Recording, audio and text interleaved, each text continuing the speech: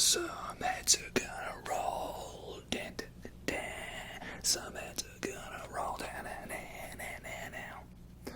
Only for the Ari Aster ASMR video, we will not be cracking open any heads. We will just be cracking open some cold ones.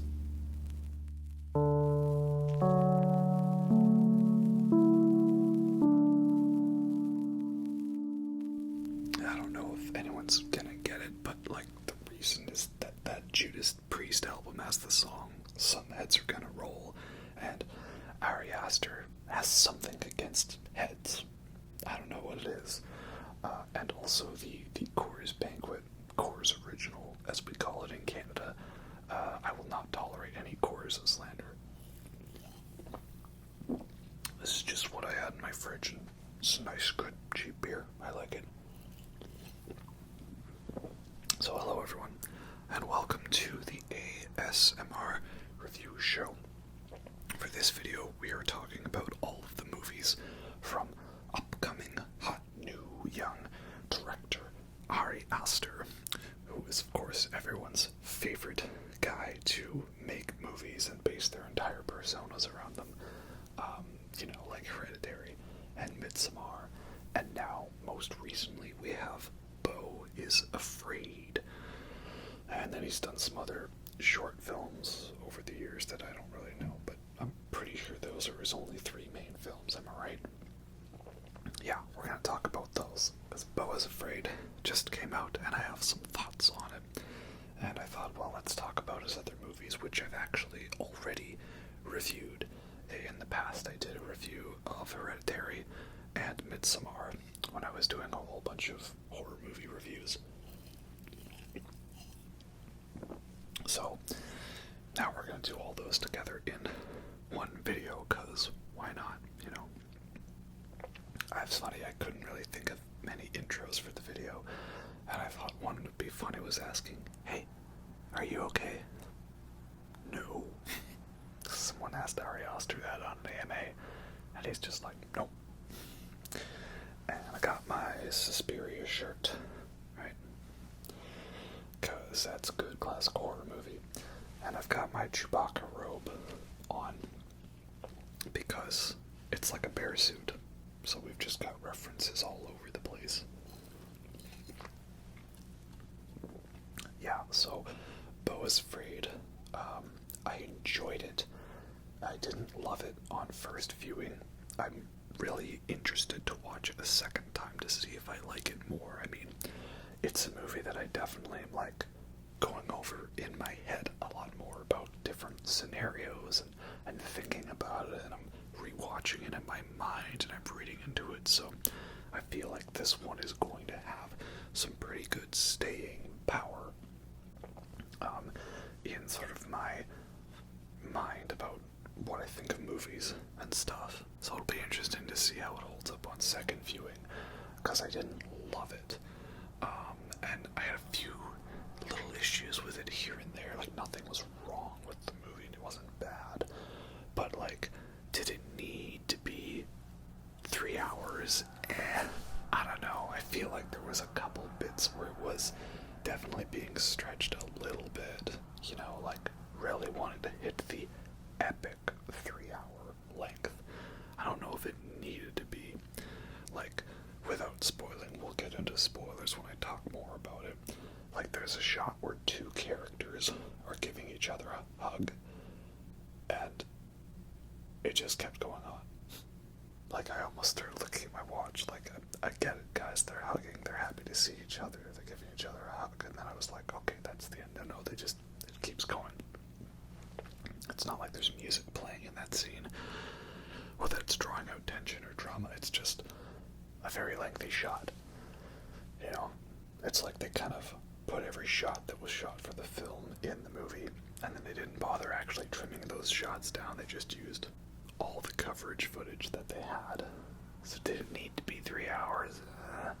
I don't know about that. I think it could have been like 2.5, 2:40, and still had the same impact, just a couple little bits here and there. And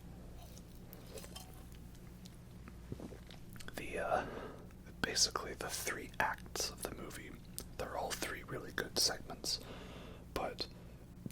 do I feel that each of them kind of could have been done into a more tighter narrative and still gotten the point across? Yeah, I think so. But then again, it's every movie is 3 hours these days. Batman is 3 hours. John Wick is 3 hours. The new Martin Scorsese movie is gonna be 3 hours.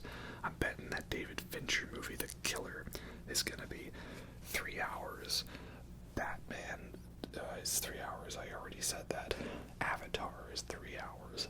Babylon is 3 hours. I'm surprised that Top Gun Maverick wasn't 3 hours. Every movie is 3 hours. It, Chapter 2, was 3 hours. The director's cut of Midsommar is 3 hours. Dune Part 2 might be 3 hours. By the way, Dune Part 2 trailer. Oh, the spice is flowing. Alright, yeah, boy. Funny how I post a video about Dope Smoker and all that, and Electric Wizard and Stoner Metal and Dune, and the trailer drops the next day. Yeah, that is awesome. But anyway, so yeah, Beau is Afraid's a good movie. I'd recommend it. I'm sure if you're an Ari Aster fan or just into A24 movies in general, then, you know, you'll probably go see it and like it. You don't need my recommendation. But yeah, it's definitely more of a dark comedy than it is a horror movie. There are some pretty horrific parts that are very darkly comedic. But yeah, that's about what I say for that. So we're gonna go back to the start and start with Hereditary. Hereditary is a very good movie. I do not hate it, and I do not love it. There was a lot of discourse, I remember when that movie came out, people telling me it was like the dumbest horror movie, and it was so boring, and nothing happened in it, and it wasn't scary. And then there was the other discourse that this was the best movie of 2018, and one of the best horror movies of all time, and that movie was better than Midsommar, that when Midsommar came out, that one was not as good as Hereditary. And I don't agree with any of those narratives. I think Hereditary is very good, like a 4 out of 5 movie for me, but not quite yet masterpiece level, but very well made. Like the whole it's not scary element, I don't get that. Like, sometimes I think that people have forgotten what is scary. Like, is scary violence and blood, or is scary like ghouls and ghosts and goblins or big CGI monsters? What is scary? Well, for me, ideas can be scary. Concepts can be scary, right? I talked a bit about this in the last video, but this is a spoiler for the movie The Hole in the Ground, which is another A24 movie. I was not the biggest fan of that movie, but the ending has some really scary implications. The idea that this mother is going to go the entire rest of her life thinking that her son is not actually her son. And so she has to have, like, mirrors everywhere because the mirror shows the true reflection, right? That's a pretty scary implication. Can you imagine going your entire life thinking your loved one is not really your loved one? And you know they are, but they aren't, but they are. But you have to be paranoid about it. That's like anxiety incarnate, right? And so Hereditary is like, oh, yeah, you know, it's not scary. I mean, how would, you know, driving home high and accidentally decapitating your younger sister and then driving home with her decapitated body in the back seat and having to explain that to your parents the next day. Yeah, that is totally not a scary thought.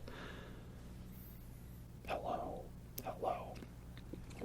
And then Toni Collette, you know, totally robbed of the Oscar for this one, is like crying her eyes out, and it's like such a harrowing, depressing scene, because like that bit is just real, right? It's so removed from any of the fantasy and the spirits and the demons and anything like that, and it's great. That is actually scary because it's real. But no, people tell me that it's not, and I don't get it, man. Like, it's great.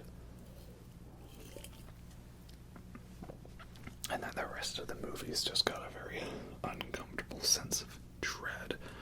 I would say it doesn't really get as much to the heights of that scene, perhaps in the end, when it all goes south and all the old naked people show up.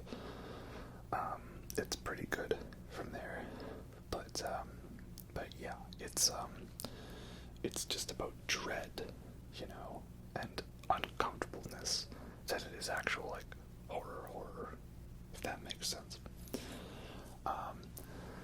And then this is the movie that has established many of the Ari Aster / A24 movie tropes.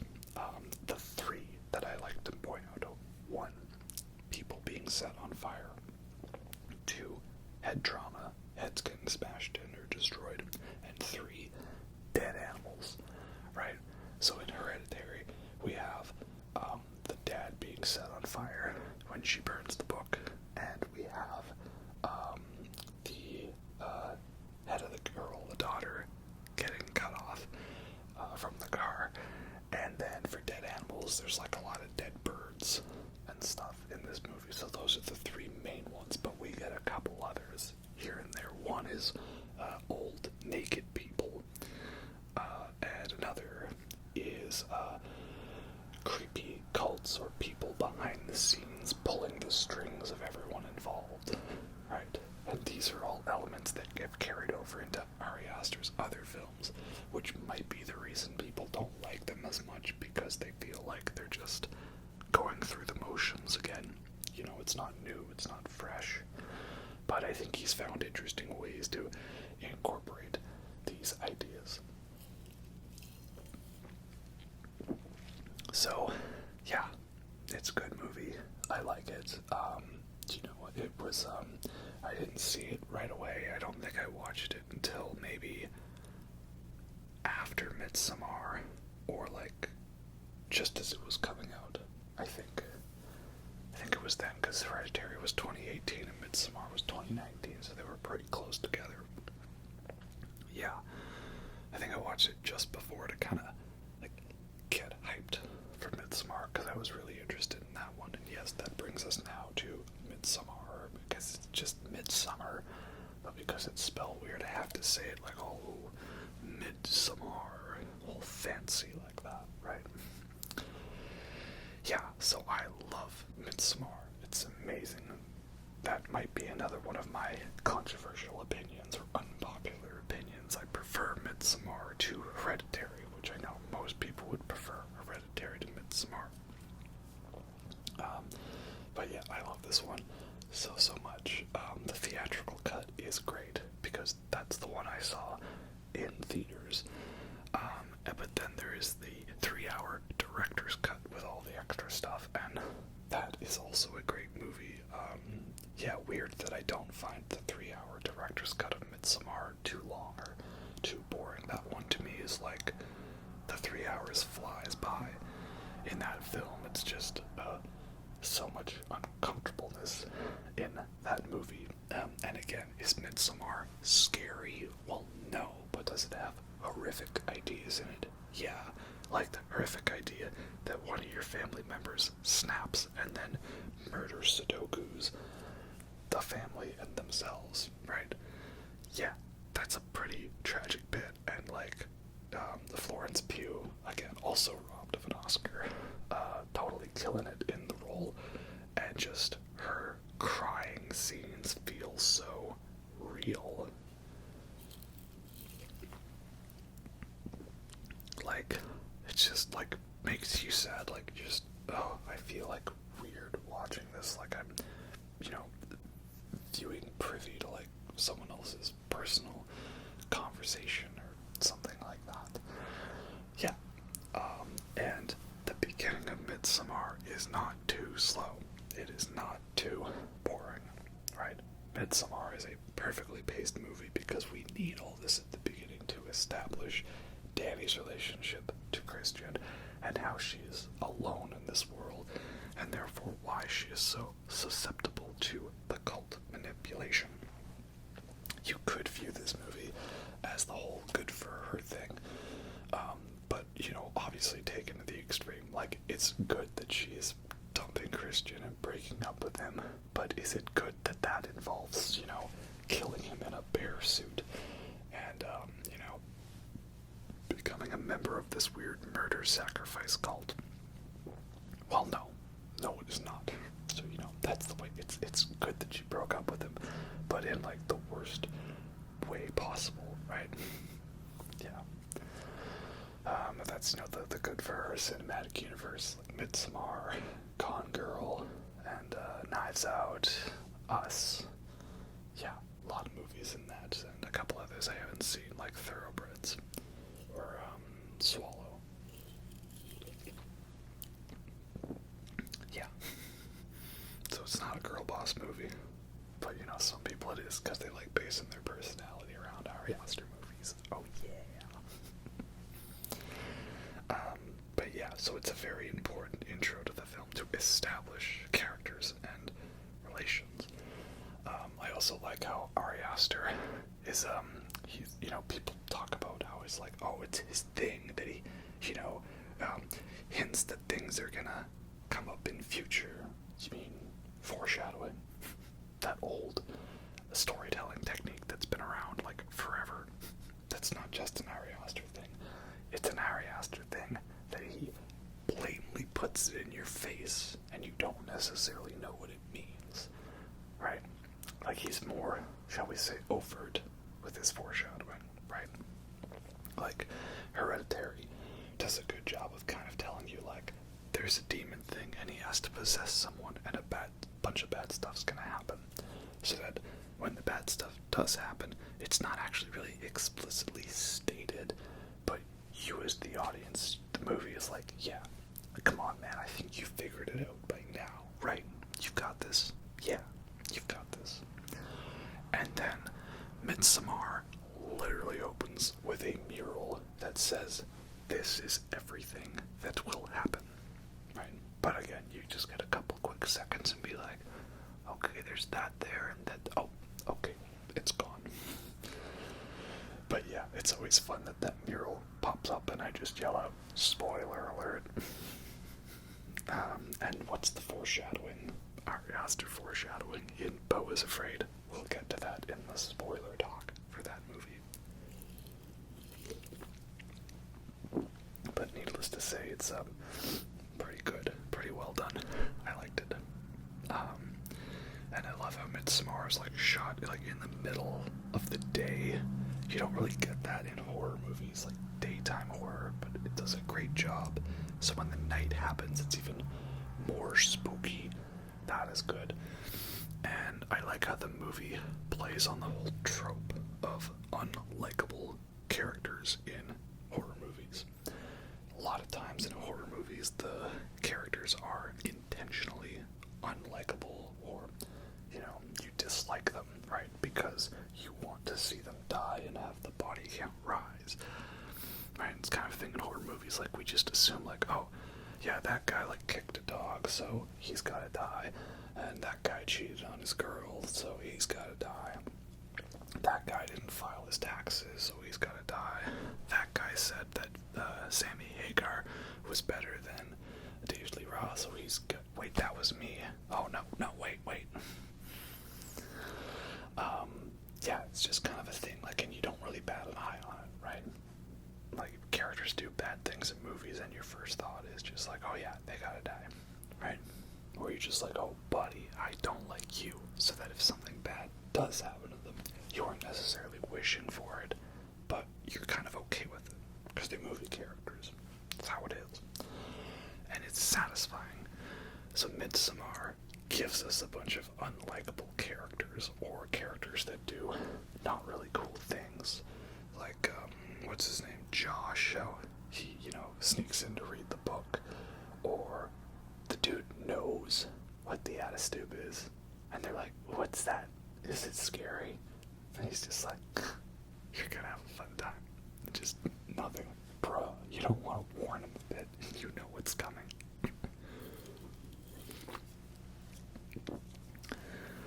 And then I just think of the Attitude from Norsemen. Is it? Yeah. Yeah, Vikings is the serious one. Northman is the Robert Eggers movie. That's amazing.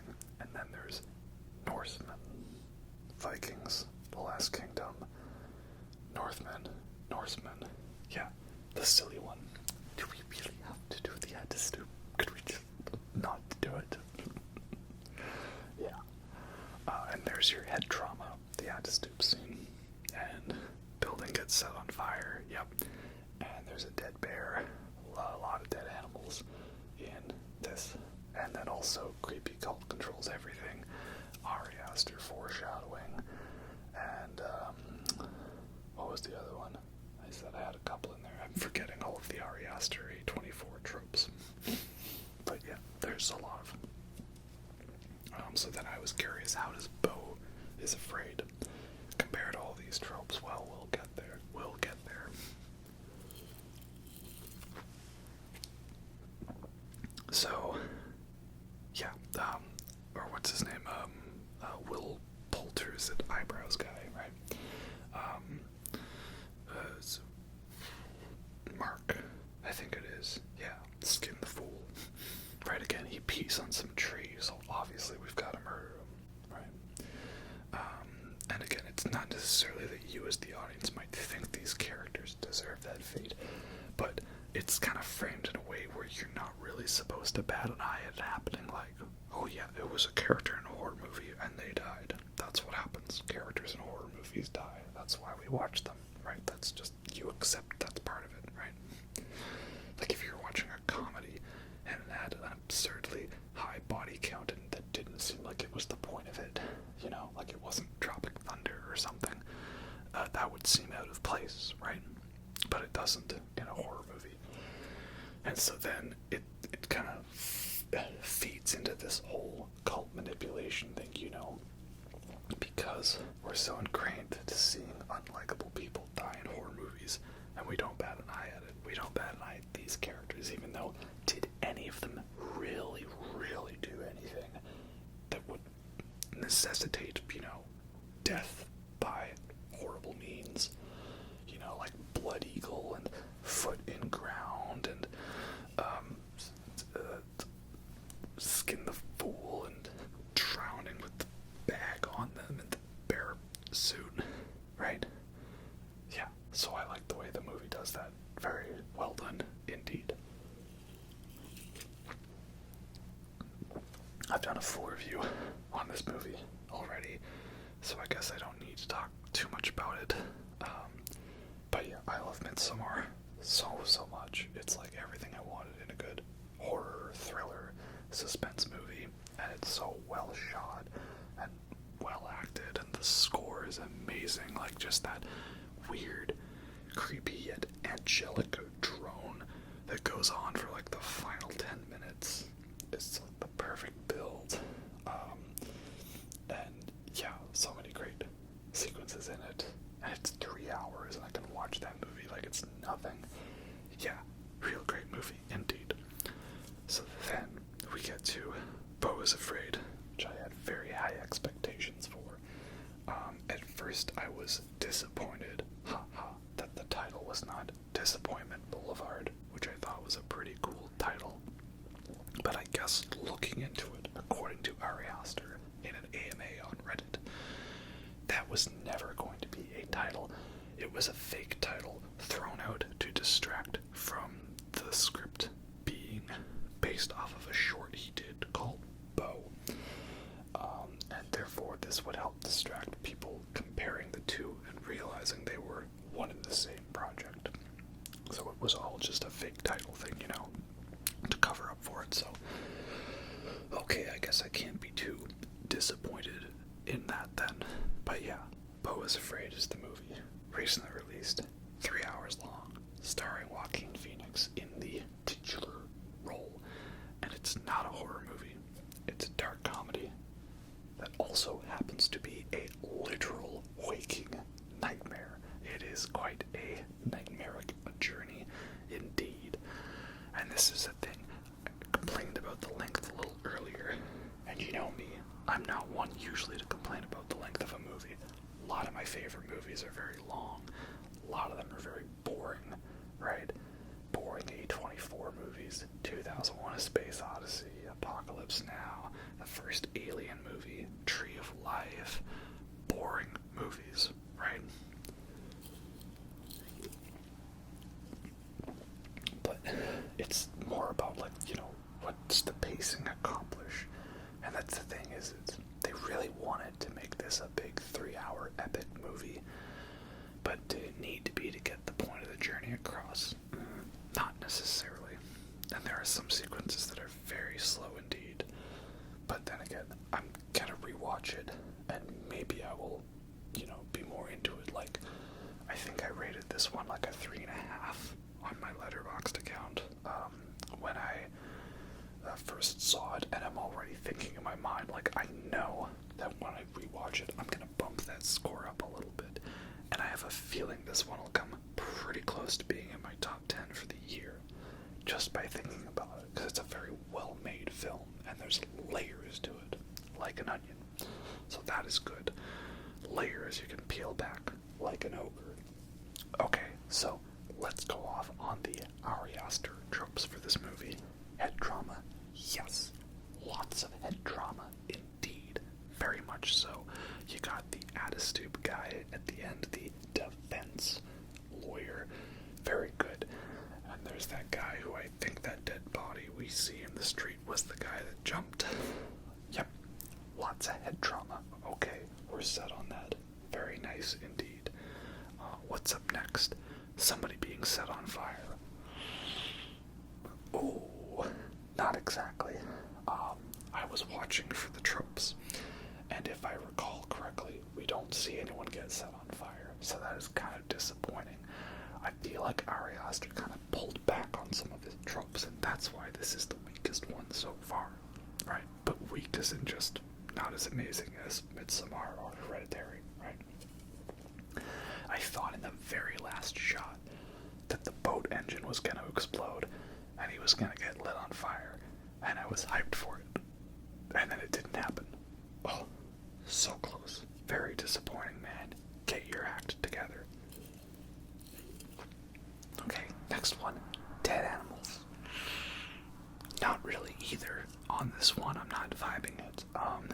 Maybe he, like, hunted an animal during the play segment for some food at some point. I can't recall. I mean, I guess if we make that military guy, who I guess is also Monsieur Lapetit from the beginning of Inglourious Bastards, if we make him the attack dog in the play, then he does die. So there's that. Maybe that the brown recluse spider died when it was, like, in the tub with, like, the other guy and Beau. Maybe. I'd have to look again into that. So again, Ari Aster, man, you're losing your touch. You're slipping on the tropes. What's going on? But at least he's got that head trauma. And then we do have the creepy cult manipulation, you know. Only it's not a creepy cult, it's his mom, you know. This is basically mommy issues, the movie. So that is good. I didn't really get as much of the mommy issues vibes from Evil Dead Rise as I was hoping. So thankfully Beau is afraid. It's got my back, right? There are two kinds of movies in the world. Mommy issues and daddy issues, right? Recently watched Star Wars, daddy issues. I watched that Disney movie, Pixar movie, Onward, daddy issues. Watched Beau is Afraid, mommy issues. Evil Dead Rise, mommy issues. Every movie can be broken down into those two categories. Absolutely, right? There are more than two genders. Absolutely. But there are only two types of movies. Right? I don't know. I'd have to think about that some more.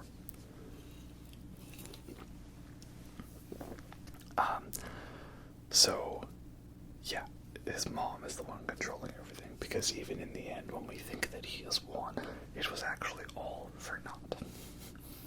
So there's a lot to unpack, so let's kind of just start at the beginning and go through. He at least tried to go to therapy. You talk about how men will literally do this rather than go to therapy. Well, he tried. I like how the therapist guy writes guilty on the notepad, right? Not that Beau feels guilt, just that he is guilty.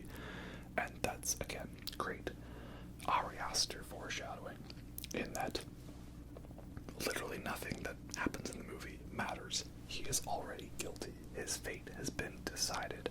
That's been the case for all the other Ari Aster movies, and it remains the same here. It doesn't matter what you do. I think this guy has something against free will, or that we don't, and we are all mechanicians in the larger pieces of the machine that has a plan for us all. Or maybe he's a maltheist, or maltheism. What's the word again? Or like you believe that God exists, but that you believe he is evil and hates us. Something like that. That word. Maybe that's what he is. Yeah. So the first act of the movie is Beau in this city, in his apartment, that I guess is what, like, Fox News thinks that, like, every Democratic run city is like. Maybe they are kind of like that to some extent. But, you know, this would be like if East Hastings was, like, everywhere, right? Or he lives on East Hastings. It's a pretty accurate representation, I think. And it's very clear that a lot of this is, you know, expanded on and overinflated in his mind by the fact that this guy is, like, all the anxiety. So it's kind of creepy, but also at the same time kind of hilarious to watch, because you understand what the movie's trying to do, right? It's a great depiction of anxiety and panic attacks, but in an entertaining way. Like, it's creepy to watch, and it's kind of terrifying, but not so terrifying that you're turned off by it, right? I like that. It also perfectly illustrates the horror of having annoying upstairs neighbors. I can definitely relate to that.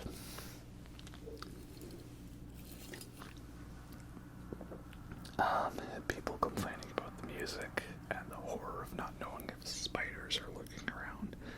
Yeah, a great sequence to start the movie.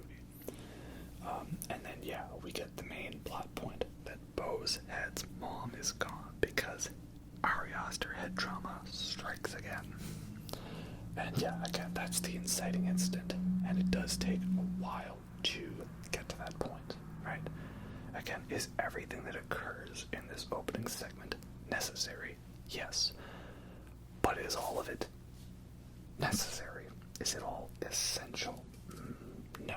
Again, I feel like this movie could just use a couple little cuts here and there, and because Hereditary is a movie I might rewatch occasionally. Not too much, because it's not my favorite. Midsommar is 3 hours, and I love that movie, and I can rewatch it all the time. Beau is Afraid is a pretty good movie, but I'm not in love with it, and therefore committing to a 3-hour runtime for that movie is a more difficult task. Lord of the Rings is 3 hours. I can watch that movie like it's nothing, because it's so well paced, it's not overly long, and I love it. So I'm more willing to make that journey. Blade Runner 2049, The Batman, right? 3-hour movies. That it's not a 3-hour commitment for me to do. But Beau is Afraid feels like it is. So I feel like that's going to hurt its longevity in my mind, perhaps.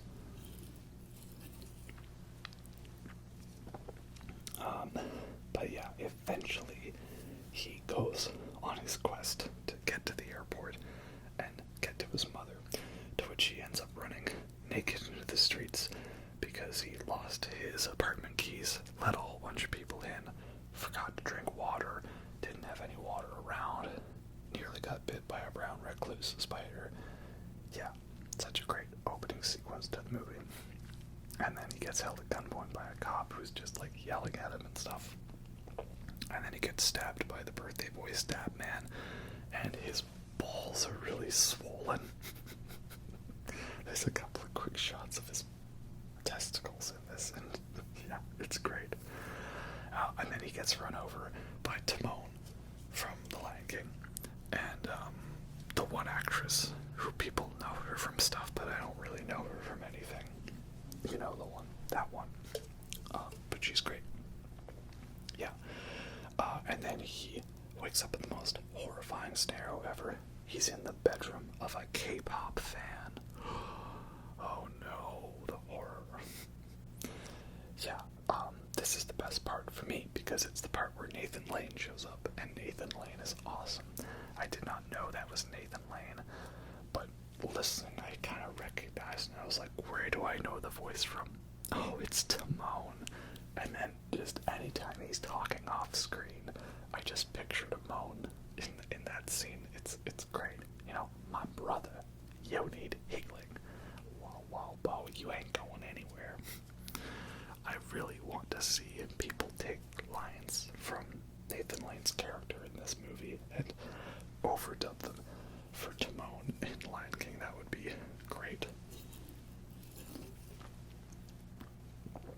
And yeah, they kind of have him under a weird house arrest scenario, like it's Misery or something like that. And again, like, we see more of how, like, he's being watched all the time and everything's under his control, because we see the logo, the Mona Weiss, or Weisserman, right?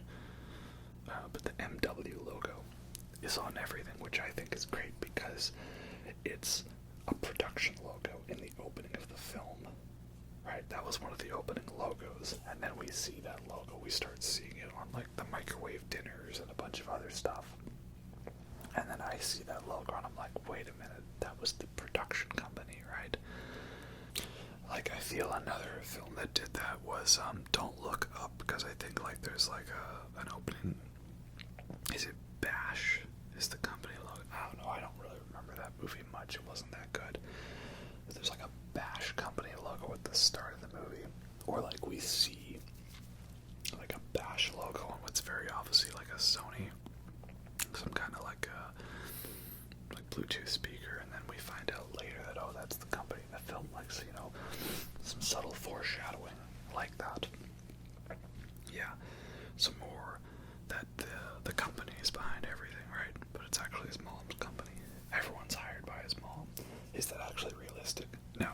But then again, this is kind of like a weird, like, Charlie Kaufman style escapade, being John Malkovich, Truman Show, The Eternal Sunshine of the Spotless Mind type of surrealistic movie that we're not supposed to inject too much logic into in the world.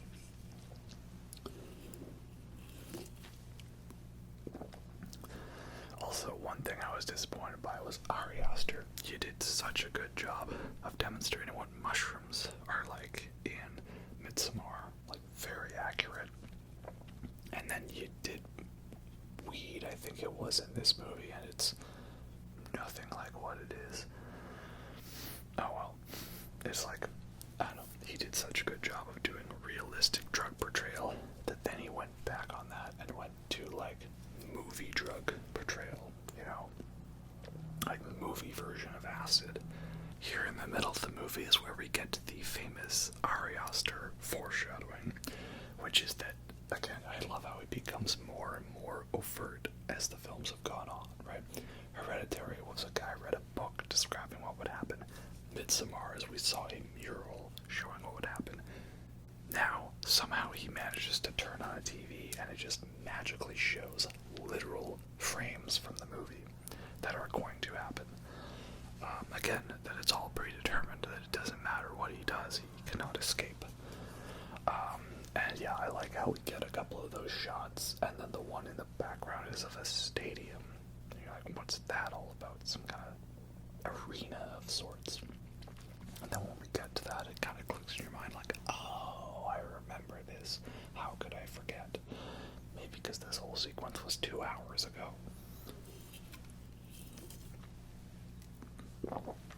again, it's another sequence of like weird shenanigans happening, characters being weird, stuff not making sense, and does it all need to be there? I don't know. Could have been trimmed a little bit here and there. I think I'd still gotten the point across. Because eventually, their daughter, I guess, is just so annoyed that she feels like Beau is like replacing her, so she just chugs paint and dies. Then the family freaks out, and so he runs, and then they set their, PTSD veteran friend on him. And that leads us to the forest section, the play section, which it's a cool segment, but it's definitely the most overlong, I think, in the movie, because it's all adding up to a point, right? The point that takes Beau out of the illusion of him being in the play. Again, it's a very long forest segment of him walking in, and it just keeps rolling. And the idea is about losing oneself in the play. Okay, like the audience losing oneself in the movie. Okay, I get it, that's cool. And we see this character going about his life as if he was free from the chains of his mother, right? And we see this is Beau's life if he was not who he was, and he was someone else, and got to live the life he wanted, not what others wanted. And that's good and all, but like, it keeps going on, and like, I know the sequence is gonna end with him getting snapped back to reality. Oh, there goes gravity, mom spaghetti, and him realizing, wait, that is not my life. This is not my beautiful house. That is not my beautiful wife. And so it just keeps going on. I'm like, okay, man, I get what you're trying to say, right? I know that you really wanted to work with those animators from the Wolf House, I believe it is. That's apparently a good movie I've got to watch. But yeah, that's how I felt about that very pretty, very cool sequence, but it just keeps going on and on. And the scene I was talking about where he's hugging his sons, like they hugged for a good 2 minutes straight, and nothing is said. I'm like, dude, again, really pushing to hit that 3-hour marker on Ari Aster. But then also, this is weird coming from me, because I don't think 2001: A Space Odyssey is overly long or overly boring. And that's just a movie where 90 minutes of it is spaceships floating around. So what do I know? I don't know. Again, maybe on the rewatch I'll have a different view on that, but that is my current thoughts on that movie. But yeah, this sequence ends, and then, okay, I haven't found it yet, but there's some random guy in the play scene that's just looking around like, hey, what am I doing here? What am I doing here? What am I doing here? Is that guy Ari Aster? It kind of looked like him. I can't really remember how he looks in my mind, though. Was that a him? Was that a cameo? Was that like a fourth wall break? I really hope it was. That would have been pretty clever. That's what I would have done. I hope it is. Yeah. But so eventually, army guy shows up, and then he runs away because he meets some guy who, like, says that he is his dad, or he might not be his dad, but that his dad's not dead. Because that's the main point of the play, to reveal that Beau's mom, when she was young, and she was fine and hot, and oh wait, we're not supposed to think she's hot. That's part of the ew, gross. That she told Beau that basically if he arrives in someone else, that he's going to die, because that's what happened to his dad, and his dad's dad, and his father's father, his father's father, his father's father's father's father's father's father. Yeah. And then, like, was she also, like, doing stuff to him without him knowing? That actress for young Beau's mom does a good job of being the perfect line of, like, kind of seductive, but, like, in a very creepy Freudian way. You know, Freud would have a field day with this movie. Yeah. Also, shout out to the guy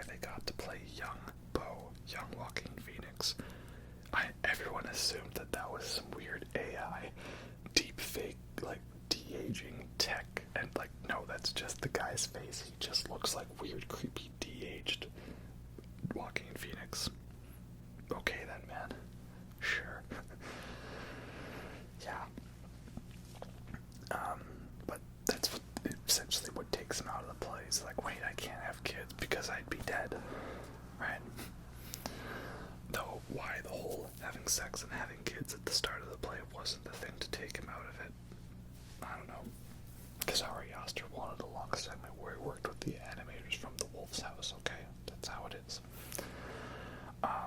But yeah, that's an important piece of info which we'll use later. Eventually, he does get to the house, and it's another very long sequence where he slowly walks around and looks at pictures, and we see that everyone apparently somehow works for his mom. Everyone does. I don't know how, they just all do.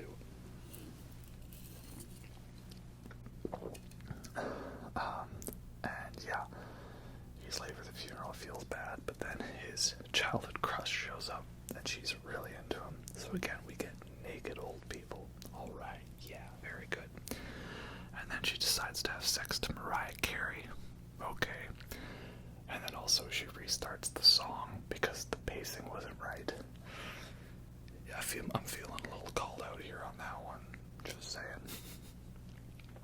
Also, movie, again, it's, how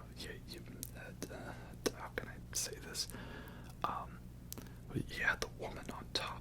Wow, bravo. That's amazing. That's such a progressive moment in this film.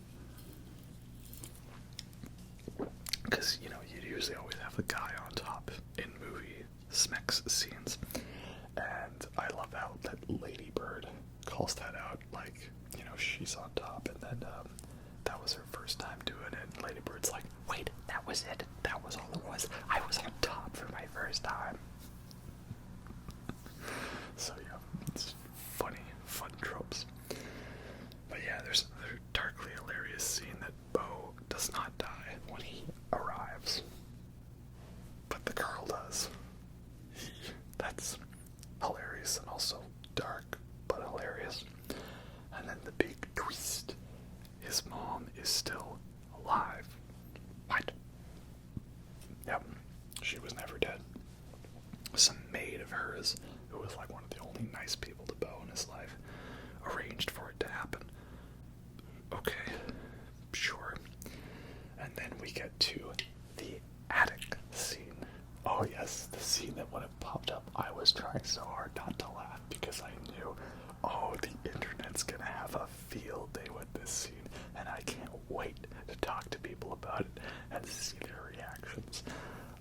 Because Beau has this childhood memory of like another brother of his being locked in an attic. Now, this is where it's open to interpretation, right? Because Beau is referred to as her sole surviving son. So was this just like a metaphorical representation of like her locking away the rebellious, disobedient side of him to leave only the passive, afraid side of him in public? Or was that like literally locking away a twin brother? Because he goes up into the attic, the first thing he sees is some weird old kind of looking version of him, but it was also credited as Beau's twin in the credits, and he's like begging for food. And then the other thing he sees in there is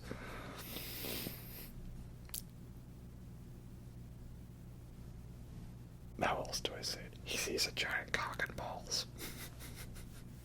Yep, it's some weird giant animatronic cock and balls with like a face on it and like tendrils, like it's the brain bug or the slug thing from Starship Troopers, and military veteran comes in and he gets like stabbed in the head in it. Yeah, wow, what a hilarious WTF moment. I love it, because now I can go to people and be like, oh yeah, you gotta see this movie. There's a character, he's like probably like one of the biggest dicks I've ever seen in a film. Or of course the review that I knew was going to climb to the top of the letterbox list. Wow, his dad's a giant dick. And as Beau's mom says, that is your father. Now, what does it all mean? I mean, is it like some kind of Freudian thing, like, you know, she's locked the masculinity away? Is he literally up there? Is it symbolic that that's really all his father is? Is that because he has no father?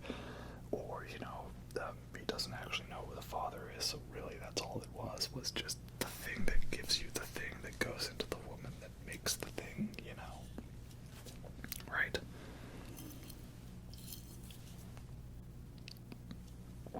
There's some weird conversations we're having right now. Yeah, that's this movie, am I right? Yeah, many layers to unpack there. I choose to believe that Beau is the only child, and that is all metaphorical representation of his strong side being locked away, because we saw the story, the big play about what he would be like if he was his own person and didn't have to live according to his mother's life. And therefore we see what she has done to him. Literally locked all that. The masculinity, the strength, the temperament, the attitude, locked it all away, right?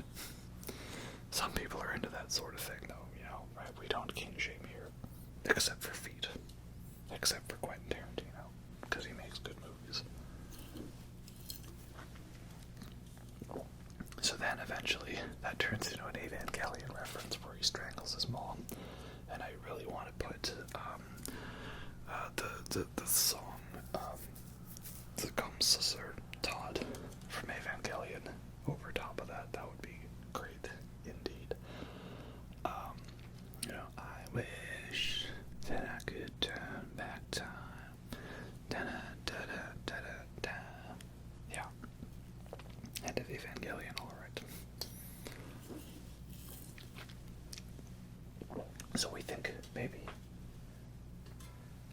he is one. He finally stood up to his mother and found the strength he never had.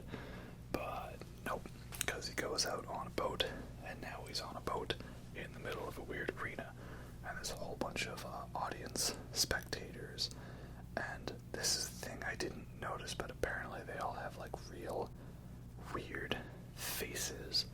I remember thinking that they looked very overly CG'd into the arena, but apparently they have strange faces I didn't notice. And yeah, somehow his mom is there, and the lawyer is there, and they're judging him for all the things he did in his life. So that's very like, you know, the Trial from the Wall by Pink Floyd sequence. Okay, that's cool. And there's also some random guy in the background who's the defense lawyer. But eventually they just out-stoop him. So again, more head drama. Yay! And yeah, he says the line, he didn't mean it. He was just afraid.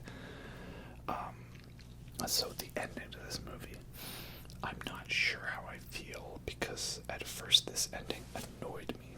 You see, I talked about how much I liked Midsommar using the horror trope of us being overly judgmental towards movie characters to prove a point, right? Those characters didn't really do anything that worthy of death, but we don't mind when it happens, because we're like, well, that's horror movie characters, that's what happens to them. Too bad. You know, so sad. Too little, too late. But then, Beau is Afraid seems to do the same thing. In this case, he is literally put on trial, and we see scenes from the film play out, and it's like, you see this bit where some random crazy guy on the street yelled at him, and he locked him out of his apartment. How dare he not let some random person off the street into his home?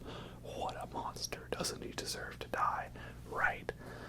And I'm there kind of like, no, I don't think that. And the movie says, no, you do think that. And then I say, actually, I don't. You see what I'm saying? I don't feel it's that good. And then this continues for some time until eventually somehow Beau is like, his legs are frozen in the boat, and then explodes. And again, I thought they were gonna light him on fire, but they didn't. Nope, the boat just flips over and he drowns. So at first that kind of annoyed me, because I thought, well, is it trying to do the same thing as Midsommar? Like making it be like, oh yeah, we're the audience, we all judge him, yeah, he deserves it. Because I don't think that. I'm like, no man, let's let the poor guy have one victory in his life, right? Why do we need to do this? That's not fair, that's not nice. And the audience in the arena is meant to be the audience in the movie theater, because that it is such a great last shot, I'll give it that, right? Like, it's like a projector, like the movie projector, and like, it's all quiet, and just, you see people slowly getting up and leaving, and it's like mirroring the people in the movie getting up and leaving, mirroring the people in the movie theater getting up and leaving. That's a very great, very clever last shot, and that image is like gonna haunt my nightmares.